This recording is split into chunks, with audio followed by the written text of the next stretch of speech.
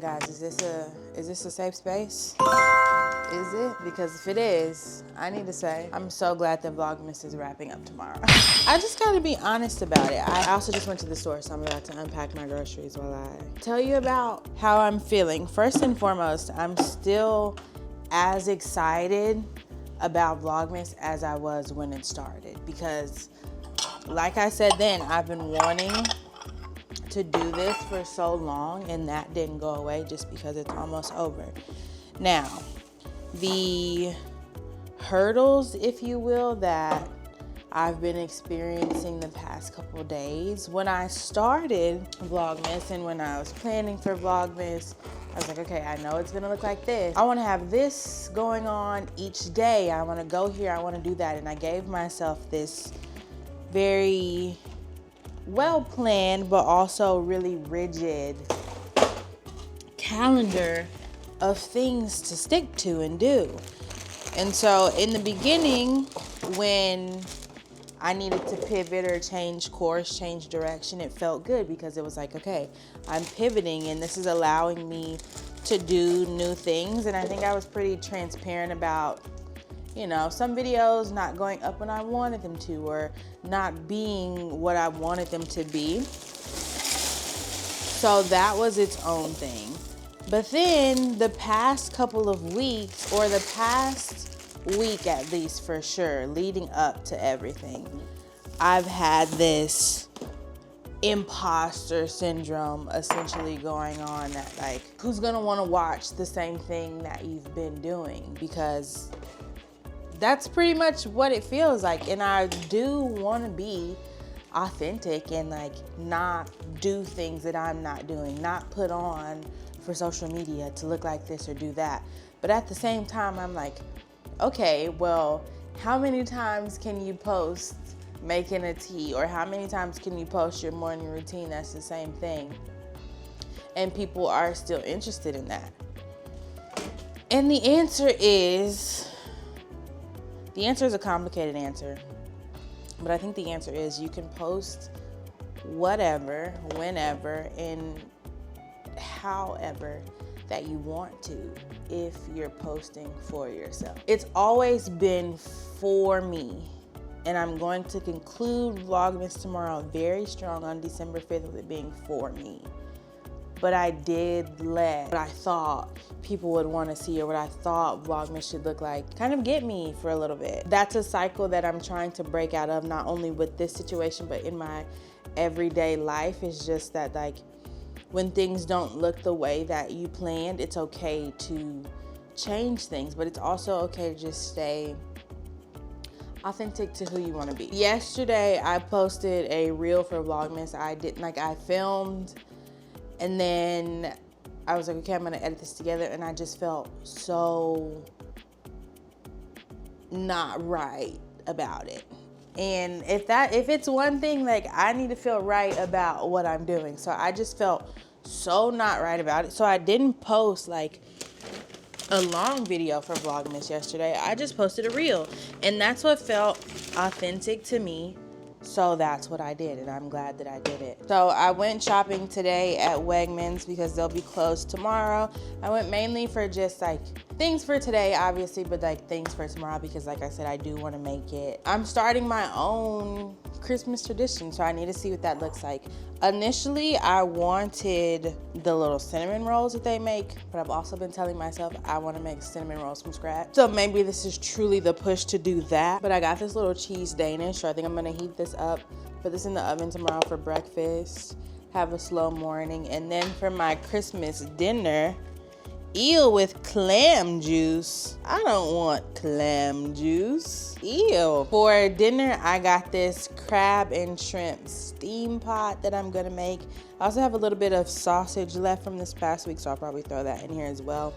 And I'm gonna have a seafood boil dinner for Christmas tomorrow, which will be nice. I need to clean out my fridge. Not gonna lie, that has to be a today job, but it's not a right now job. What else? What are my other thoughts? I had a really big distraction in my life the past 2 days, because that's that's really all you can call it, is a distraction.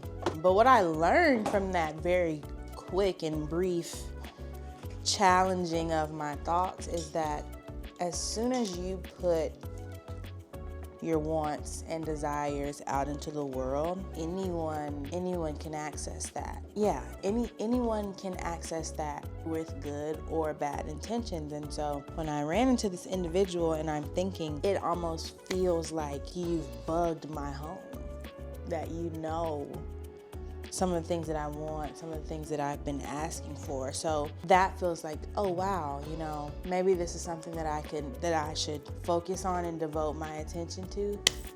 And then I like slap myself in the head really quickly because a lot of things, but the first one was that something that's right for you is never gonna feel rushed. It's never gonna feel wrong, and it's never gonna not be right on time. So even though there were these things that I was like, whoa, I have been wanting this and I have been asking for this, I am also standing at this crossroads of like, I have dreams and things that I want to pursue individually. I want to get my name and face in spaces.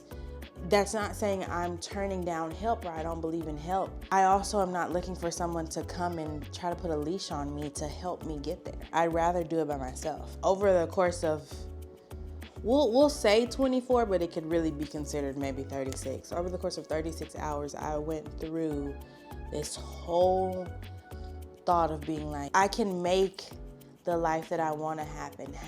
And this version, what I asked for, it wasn't exactly, it was what I asked for, but I realized that I was limiting myself. So if I see this can manifest this way, then I need to start being more specific and asking for exactly what I want, down to everything. I can do that. I've seen that I can do that. But I also remembered that what's meant for me is not going to escape me. It's not gonna feel rushed. It's not gonna feel like an ultimatum. I'm going to feel challenged, yes, but I'm not gonna feel rushed. I'm not gonna feel like I'm not being heard. All of these things. So it was it was a tough decision to be like, I hear what you're saying, and it looks good, sounds good, smells good, tastes good, thinks good, breathes good, but it's not good for me. I'm back on my grind. I'm back on my focus. What also helps put a lot of things into perspective for me as far as like this new journey that I'm on, focusing on myself and how good it feels to do that. Every time something like this happens, my brain goes into overdrive. I'm instantly trying to figure someone out, trying to crack this code, trying to see how this works in my life. I don't have to do that. I can pour that back into me. Now, mind you, I'm not blaming this situation for Vlogmas or whatever.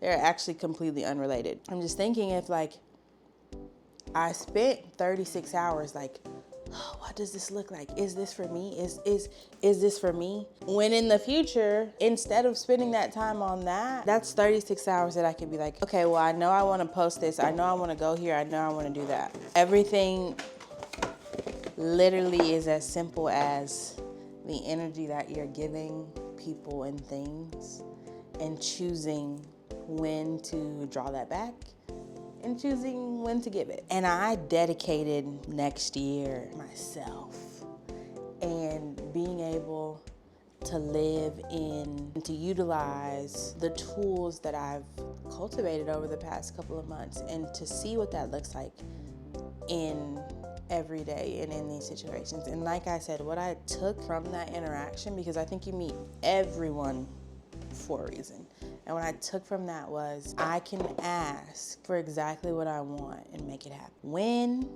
where, who, those are not my responsibility to figure out. But I can ask, and I can be specific down to like word for word. I can be specific, and I can have these sort of handshakes and code books with the universe, and I can make them happen. So now I need to stop limiting myself and limiting the way that I was thinking, and think bigger and better, but for myself. And if someone wants to help me genuinely wants to help me, then I won't ever feel like I'm given an ultimatum. I won't ever feel rushed. I won't ever feel pressured. Those are not qualities that I'm looking for. So if that's what I feel, then it's not right. So it wasn't right. What else is interesting about this whole thing is I have therapies on Mondays. You guys probably know that now from Vlogmas. Talk to my therapist about the idea of wanting to test out these tools and like see how these things work. And it's so funny because every week, without fail, on Monday, something happens that I talk about in therapy that day. So I told her these things and I'm like, this is what I want to work through. This is what I'm trying to tackle. And then when I say almost as if it fell out of the sky into my lap, showed up at my door, literally and metaphorically.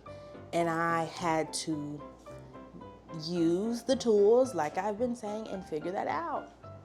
And now I gotta wait till Monday to tell her all about it. But it's crazy how things start working for you when you start working for yourself and not for other people. All right, that's my soapbox of the day. I haven't made a coffee today, so I'm about to do that. And I picked up some eggnog for a little Christmas coffee moment. Christmas coffee, Christmas time is here. I don't know how the song goes, so I'm gonna stop. It's December 24th today, and 2025 is ending in, I can't do that math right now, but 2025 is ending soon. I had a list of books that I told myself I was going to read before the end of the year, and I have not even touched that list at all. Realistically, if I finish the 2 books that I'm reading right now, which I haven't touched in a couple days, The Bluest Eye and then The Second Chance Cinema, I can either put those to the side for now and start something new or finish those. I'm so excited though for my end of year bookish wrap up and to talk about my differences as a reader. I think I definitely want to compare 2024 to 2025. That just feels like a completely different time. And the things that I'm excited and looking forward to read in 2026, it feels like a good stage as a reader to be in, that I'm like open to trying new genres, but also learning from the things that I'm reading. So letting myself go wander in Barnes and Noble and wander in the different sections and finding different things. This was a book that I found wandering, and it's changed a lot of my perspective. So I'm like, I just have to continue to allow myself to do that. But there are also books that I really, really just want to reread. I want to have my list of comfort books. I think I know them, but I have to retest it. I have to know for sure. I think I know what those 5 could be, but I gotta reread them. So that's definitely one goal that I have. I also know for next year, I want to kind of refine the way that I read. I want it to be let me preface this by saying it will still be fun. This is me making it fun, even though it might not seem like that to you. But hey, this might resonate with some. But I want to refine what my star system means. Like, I want there to be a strict difference from a 1-star to a 2-star, and I want to read the different books and be able to say, you know what, this met that quality and this didn't meet that quality. I've just been talking a lot about really wanting to appreciate reading again. And when I got rid of and donated a lot of books this year, I just realized how many that I had simply because I was holding on to a series, or it was right then, or I thought I needed it to post something aesthetic. And it's not really where I am anymore. I'd rather my library be full of books that I love and that I remember. And if someone, oh my gosh, I'm interested in this book, I can give you the rundown about the book because I love it so much. Not I have it just because it went viral on Instagram or it went viral on TikTok. I'm working through that and letting go of some of my books still in that way. I think where we are right now is a good place because most of the books that I have I love, and then the rest of them I have are some that I just simply haven't read. So it does give me that library feel of like, okay, I can come and I can reread a book, or I have lots of books that I haven't read and I can check something out. I'm just so excited about a lot of things, and to read new things and share new things and have new experiences. I don't know what else will get read, if anything, before the year ends, because in my mind I was like, oh, I'm just gonna max Christmas novellas. You know how many novellas I read? One. That's it. I also read a full-length Christmas novel, so I'll give myself that. But I had these plans, these Christmas plans that I just didn't meet. I already hit my book goal of the year just because this was a shift I feel like I had around June. So up until then, I was still speed maxing books and novellas, whatever. But yeah, I already hit that goal. So now I'm just like, you know what? There's no reason for me to speed through books for some invisible deadline that I don't have to meet. So I'm not doing that. Oh, another way that I feel like I can elevate and understand my comfort reads is also paying attention to the books that I enjoy reading in different seasons and moods. I know that around fall I really enjoyed mysteries and thrillers and kind of getting cozy and starting to settle in. And this winter, I think I've been reading a lot of romances, but a certain type of romance. I'd have to reflect more on that, but I've been reading a lot of romances. So I think during the winter time, I like a little romance, a little something to keep you warm and cozy at night. And then I don't really know what I like to read in the spring. And in the summer, you've got your beach reads and your contemporary fiction. That's kind of what I lean towards. And then some fast-paced thrillers still. Figuring that out will also probably help me narrow down when I feel like I should read certain reads, because a lot of the books that I've DNF'd in the past, I've been like, oh, well, this is something that I would revisit. But instead of having to revisit it, if I just think, it's winter, am I really gonna want to read beach read right now? That's not a good example because I think you could read beach read anytime, but am I really gonna want to reread this right now? And if the answer is no, don't put yourself through that. Don't do that. So I'm learning a lot of ways that I can be nicer to myself as a reader and really start to enjoy the experience and be able to share that enjoyment. So like I have been doing these past couple of days this winter, it is time for my nap. And that's about to commence. I thought there was a spider.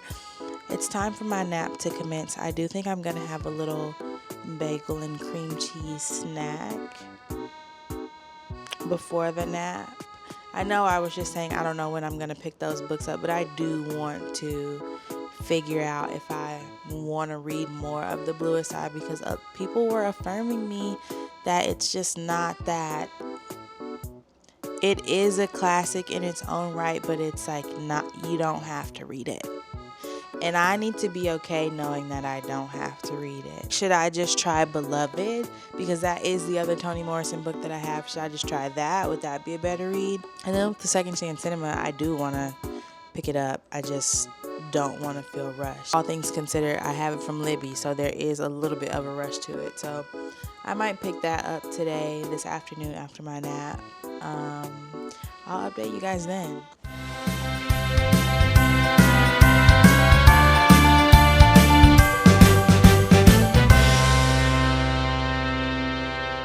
I can't believe they put clam juice in my seafood boil. What make you think I want clam juice in there?